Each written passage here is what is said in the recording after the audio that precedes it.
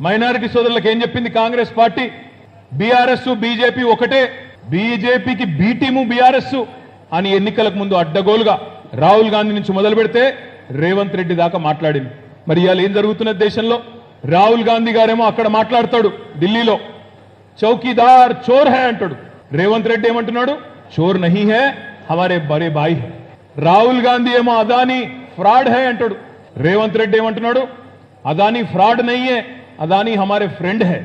రాహుల్ గాంధీ గారేమో ఢిల్లీలో liquor scam లేదు, ఏమి లేదు, అరవింద్ కేజ్రీవాల్ని అరెస్ట్ చేసుడు అన్యాయం అని రాహుల్ గాంధీ గారు నిన్న మీటింగ్ పెడతాడు. ఇక్కడనేమో రేవంత్ రెడ్డి కాంగ్రెస్ వాళ్ళేమో లిక్కర్ స్కామ్ అయింది, అందులో కవితమ్మ అరెస్టు కరెక్టే అని వీళ్ళు మాట్లాడతారు. రాహుల్ గాంధీ గారేమో ఢిల్లీలో Gujarat model, fake model, golmaal model అని రాహుల్ గాంధీ అంటాడు. ఇక్కడ రేవంత్ రెడ్డి గారు ఏమంటున్నాడు? లేదు లేదు లేదు, తెలంగాణను గుజరాత్ మోడల్ తీసుకుపోతా అని ఈయన అంటున్నాడు. అసలు ఈయన ఎవరి కోసం పనిచేస్తున్నాడు? రేవంత్ రెడ్డి మోడీ కోసం పనిచేస్తుండా, రాహుల్ గాంధీ కోసం పనిచేస్తుండా? మీరు ఆలోచించండి. ఇక్కడ ఉండే మైనారిటీ సోదరులకు నేను విజ్ఞప్తి చేస్తా ఉన్నా, యాది పెట్టుకోండి, రాసి పెట్టుకోండి. ఒక్క ఓటు కాంగ్రెస్ కేసినా పోయేది బీజేపీకే.